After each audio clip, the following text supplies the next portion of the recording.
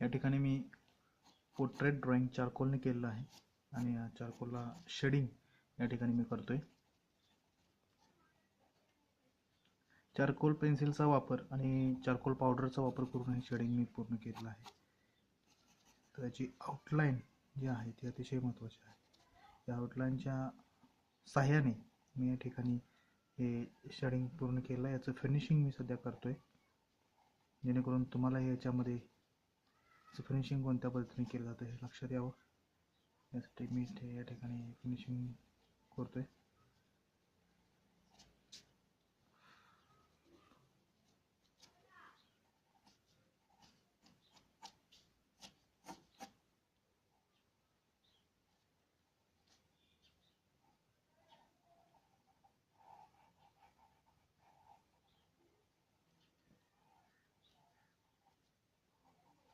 अशा फिनिशिंगमध्ये वेगवेगळ्या प्रकारे चारकोल पेन्सिलचा वापर करून आपण हे करू शकतो. त्याला आपण स्टम्पसुद्धा वापरू शकतो फिनिशिंगसाठी. आणि त्या स्टम्पच्या माध्यमातून सुद्धा आपण हे शेडिंग पूर्ण करू शकतो.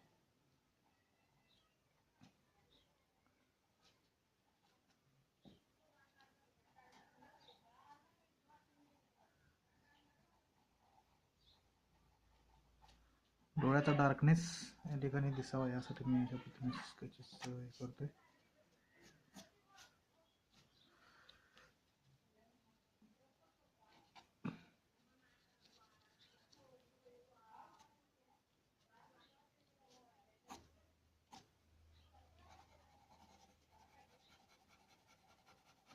अशा पद्धतीने डार्कनेस आणि त्याचं जे काही डार्कनेसचा जो काही इफेक्ट आहे तो लाईटचा इफेक्ट सुद्धा याच्यामध्ये दिसावा अशा पद्धतीने आपण याची आउटलाईन पूर्ण करतोय.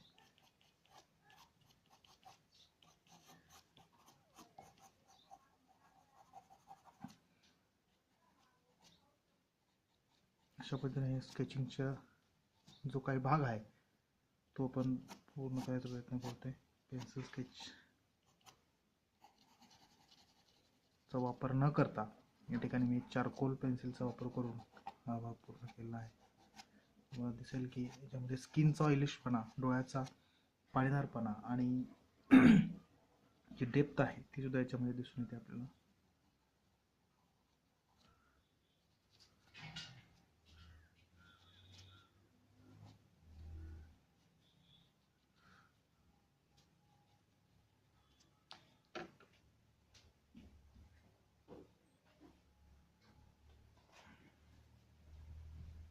याच्यामध्ये आपण स्टम्पचा वापर सुद्धा करू शकतो. फिनिशिंग करण्यासाठी आपण याच्यामध्ये या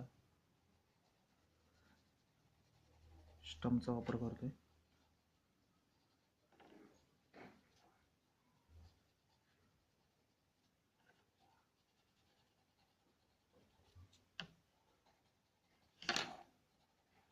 जेणेकरून त्याला एक फिनिशिंग येईल.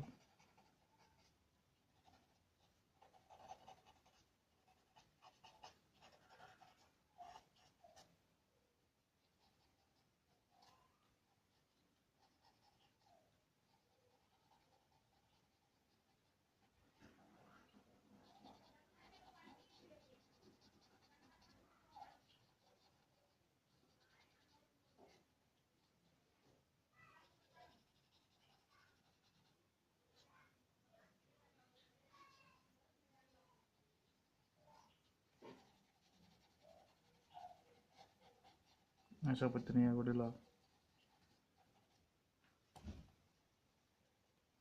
सगळ्यांनी लाईक करा, कमेंट करा, शेअर करा. पेंटिंग आवडलं तर नक्कीच सगळ्यांनी कमेंट, शेअर आणि सबस्क्राईब जरूर करा. अशाच पद्धतीचे वेगवेगळे पेंटिंग्स तुम्हाला बघायला मिळतील. अतिशय सुंदर. जरी चारकोल वापरत असलो तरी सुद्धा त्याच्यामध्ये असणारे ब्लॅक अँड व्हाईट टोन्स सगळ्या प्रकारचा आभास निर्माण करण्यासाठी खूप वेगळे आहेत आणि अतिशय सुंदर असं माध्यम चित्रकलेमध्ये एक हे वापरलेलं आहे. या माध्यमाच्या सहाय्याने हे पेंटिंग मी पूर्ण केलेलं आहे. आणि